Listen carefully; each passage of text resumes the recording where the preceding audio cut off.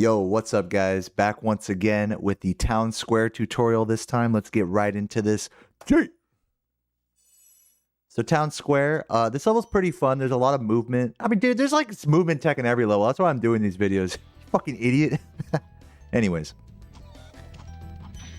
These gems right here, I'm going to watch these next couple right here. So just this beginning area, going back, it's really all about how much you're stretching Sparks' gem grabbing range. What I like to do with groups of 2 gems, just like this one, is I like to go for the one that's try to touch the one on the left and let Sparks grab the one on the right.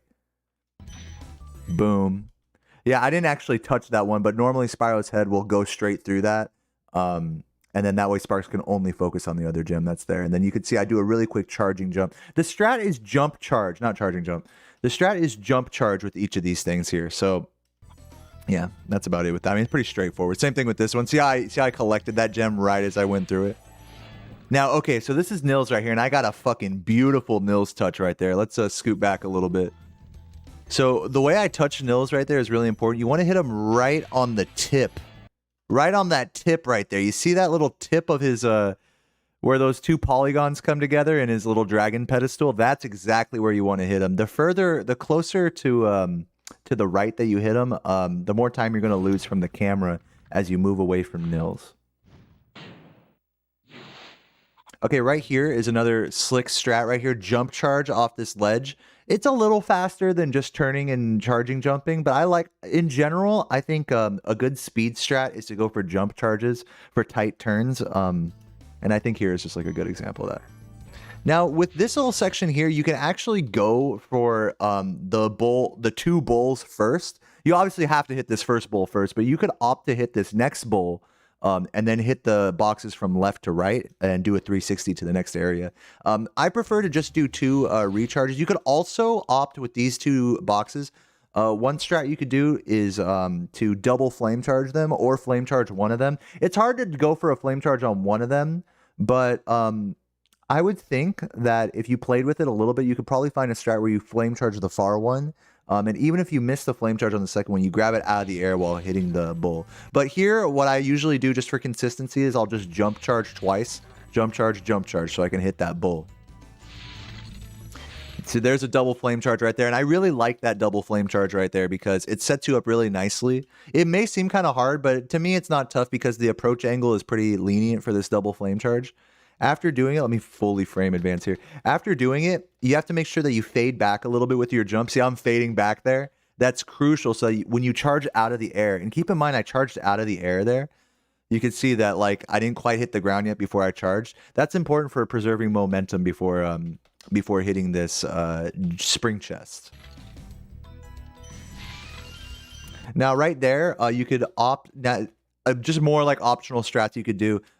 If you go really like middle through these 3 gems, yeah, I kind of bear to left to right a little bit more. If you bear left to right like this, I'd recommend doing the flame charge like I do right there through the life chest. But if you really keep your lines straight and you go pretty much through the middle of those red gems and collect them all, then it's actually more optimal to jump charge around the life chest. But this way is just as good. Oh yeah. Also this green gem right here. Go back. This green gem right here. You have to collect it before touching Delvin. The other 2 red gems will automatically collect after touching Delvin and just holding charge. But that green gem you have to collect before Delvin. I'm gay. All right. So next up. Jump charge to hit these 2 guys. It's not too bad. Just a quick note about these guys. If you're slow at any point in the level leading up to these guys, then they'll be further ahead and you'll have to do some backup strats to catch them, but they're not too bad. Okay, so second stair strat right there. Now, what a lot of noobs do, what a lot of baby-ass pussies do, is they'll go up to the 3rd or 4th stair here. I'm pretty sure the developers intended you to go all the way up to that 5th like stair up there. To do the glide, but since we're Chad Spyro speedrunners, we could actually do a really optimal charge glide from the 2nd stair. But in order to get that charge glide, and let me frame advance this. In order to get that, I opted to just do a walk like a semicircle walk off the second stair. And then this way you can tell I really jumped at the last second there. It's almost like as if the jump starts like as I'm coming off the fucking stair. And so just make sure that you're not hugging the wall too hard, especially during the gliding part of this charge glide. If you are hugging the wall too much, you can see that it loses some height, like especially in this little spot right here, losing height like crazy the more you hug the wall. So as much as it may seem like you'd want to hug the wall there, the strat is not to do that. So let's just watch that one more time. Also, when you're coming around on the second stair right here, I do a walk for safety, but you could also recharge and kind of extend the ledge even further before doing the jump. That's what Saboom does. Let's watch that. Very nice. Charge onto the ledge there. Now, here's the thing. Here's the thing. This fucking thief, he seems really hard at first, especially if you're a newbie baby poo-poo pants. It's pretty tough. But remember that when you collect this this 2 gem right here, this one on top here, really collect it far off to the left. If you jump like right on top of it, it's not going to work. In fact, I was pretty close to the gem here. You could even be a little bit more further to the left. You can see that it'll actually help you with your approach angle for the thief. So make sure you flame right as like flame charge onto the ledge. That's the strat. Like if you look at the inputs here, I'm going to frame advance. You see I jump. I'm doing some R2 also just to get the camera a little bit large, and then flame charge onto the ledge, and then we can get that X jump in order to skip the thief's animation. Okay. And then hopefully if our angles are right, then we'll jump past the thief.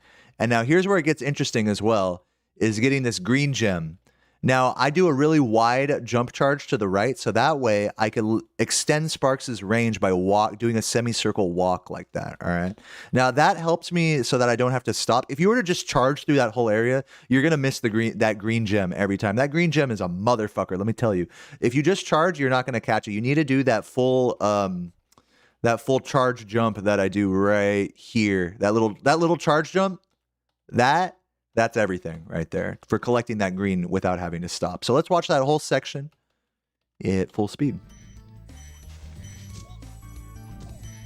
Charge jump, boom, and then we're out of there. No problem. You could keep doing skitter jumps or glitch jumps to get up this, but I prefer to play it safe. When you're going past these 3 gems, I just stay on the ground there. But you could keep skitter jumping through that. Now you'll notice I'm already turning hard right coming out of here because you got the 2 metal chests and the normal box right there. So make sure you're already turning, like really pushing up against this corner so that you have the right angle. See, I just barely have enough of an angle to hit those metal chests coming out of here. So really pushing up against that. And there are some optional strats you could do here. You could opt to flame charge before hitting these metal chests and then grab the gem out of the air. That's a viable strat. But what I like to do is I'll just charge and then recharge. You couldn't really see from that clip, but you just charge, frame advance, charge through these 2, and then recharge through the final one. You can see for just a moment, I let go of square. Look at that, those inputs right there. Square, square, square, square, no square, and then re-square. And then so that way I can get just a little bit of an angle readjustment before hitting that normal box. Keep watching. Skitter jump up that hill. And here's something that a lot of people don't realize, especially newer players. You don't have to run all the way to the end of this hill right here. You could just jump off of this part right here. In fact, you can see pretty clearly kind of right to the left of Sparks right there where the 2 polygons meet on the hill. You'll notice that as I'm going through these tutorials that I'm looking a lot for where polygons meet as visual reference points. And on this hill right here, right to the left of Sparks there's the meeting of 2 polygons right there. That's where I usually aim for my charging jump. You don't need to go to the end of this hill. Flame charge jump, way to go. It's actually not a flame charge jump, it's a flame charge jump charge. For safety, you could flame charge jump this, but it's just dangerous. And then what ends up happening is this hill, it's like shaped like a pyramid, right? So like if you're on the left side of the hill, you'll be bearing left downhill, and if you're on the right side of the hill, you'll be bearing right downhill. So what I find is the most consistent strat with these 3 boxes, so that you don't miss the last one, is to go from left to right. So that way you're pushing up against the hill, and the hill isn't pushing you down. So you can see, like as I go over that, I'm on the left side of the hill. I'm like pushing up to the right. And then right about at this point, I cross over and now I'm being pushed down to the right. Keep watching. Whoa, what the fuck? Get this out of my face, dog. Okay. All right.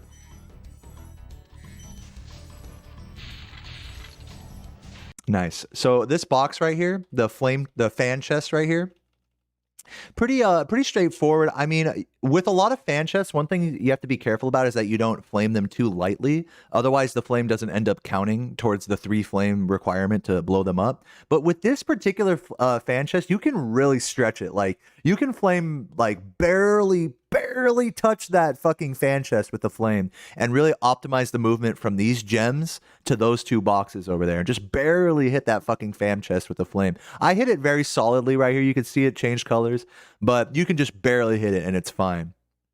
Charge into that box, recharge, and boom. You can just hit the last 2 flames right there like that. It's no problem. It's just, don't be a hero in this section. Try not to be too fast. What ends up happening, this is a really common spot, especially on this final 3rd flame right here, is that you try to flame charge too quickly and you end up dropping the flame. That's something that has happened to me a lot. Another thing to be aware of is where the bull, at this point, when the camera's facing this way, you got to ask yourself, where's the bull at on his cycle? Because the bull can move all the way across the dragon and back. And so on this particular cycle, let's keep watching. On this particular cycle, the bull is actually behind me and he's about to run in front of me. So I'm ready for that. And I do a little mini wait right here. Mini wait, okay? Like, notice that, look at my left stick. No inputs. No inputs. No. I have control over Spiral right now. I could be charging. No inputs. Now that he's just barely, he wasn't even in front of me there. Really, I could have even waited that even more. But if I didn't even do that little wait right there, I wouldn't have hit him. Keep in mind where we're touching the dragons here. Alvar, you want to hit him on that little section of that little polygon right there. That's where you want to hit him. Just take mental notes of where runners are hitting the dragons, or just where you can hit the dragon to get the optimal camera. And that's gonna be something that you kind of get a feel of with time. But with these 2 dragons, you want to be just aware of that, just in general. Okay, and again, before talking about bull cycles here. Talking about bullshit, you know what I'm saying? Talking about bull cycles. I'm looking at this cycle right here, and I'm loving where that bull is right there, because by the time I get done with this dragon and I charge over to him, he's going to be like just a little bit more forward, which is exactly where I want him to be. If you're slow, sometimes he'll be ahead of you here. He'll be like he'll be over where the guy is right now, where that guy on the left is. The bull will be over there by the time you're done with the dragon. Sometimes, not in this case. And in those cases, you want to not even worry about them and get them after hitting the gems and metal chests after this dragon.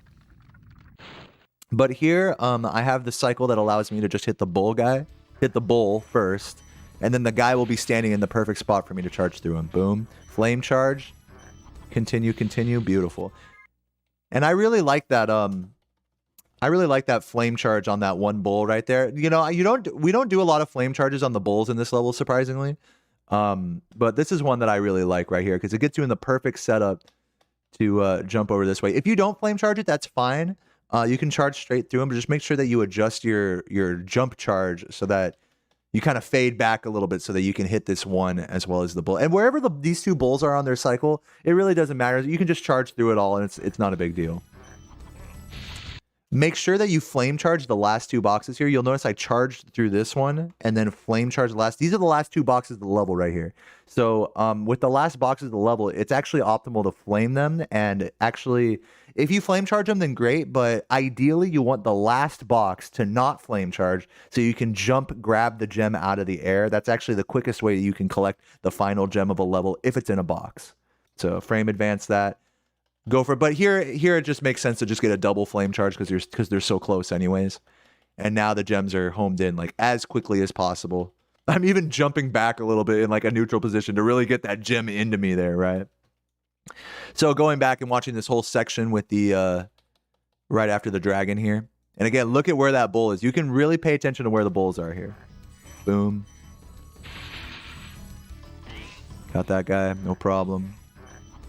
And if you're not on a good cycle there, that guy, the bull guy, what are those guys called? I don't know what they're called. They're fucking, dude, I should know, like bull keepers or some shit. Bull riders, bullshit men. The guy with the red cape, I forgot what they're called. Someone can explain it.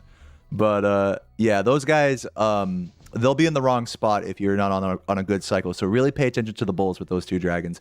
Besides that, that's about it for me. Screen fade to black. Yeah, guys, that's Town Square in a nutshell right there.